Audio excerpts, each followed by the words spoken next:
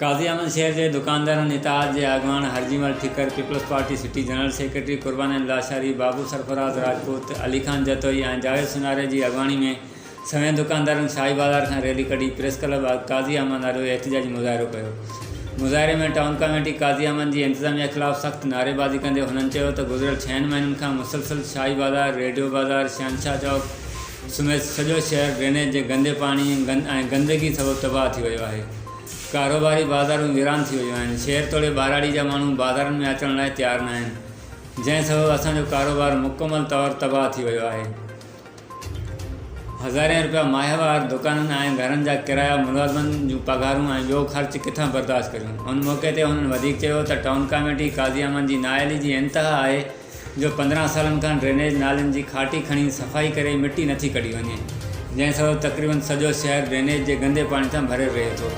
उन्होंने वधीक चयो त बाज़ारनि में गंदे पानी के निकाल न थियण जी सूरत में सूमर खां शटरबंद हड़ताल करे एहतजाजी कैंप लगाइण जो ऐलान कयो हो, जंहिं ते काल्ह पीपल्स पार्टी तालका सदर अब्दुल नबी जमाली पारां अख़्तियारनि सां ॻाल्हाए मसइलो हल करण की यकीन दहानी कराई वई हुई। जंहिं सबबि अॼु असां सिर्फ़ु मुज़ाहिरो करे रहिया आहियूं। जेकॾहिं जल्द अज़ जल्द शहर तोड़े बाज़ारुनि मां ड्रेनेज जो गंदो पानी मुस्तक़िल बुनियादनि ते कढियो वञे, ॿी सूरत में चूंडियल नुमाइंदनि MPA खानोन डायरी ऐं MNA सैयद मीर गुलाम मुस्तफ़ा शाह के बंगलनि आॾो एहतजाजी मुज़ाहिरा कया वेंदा।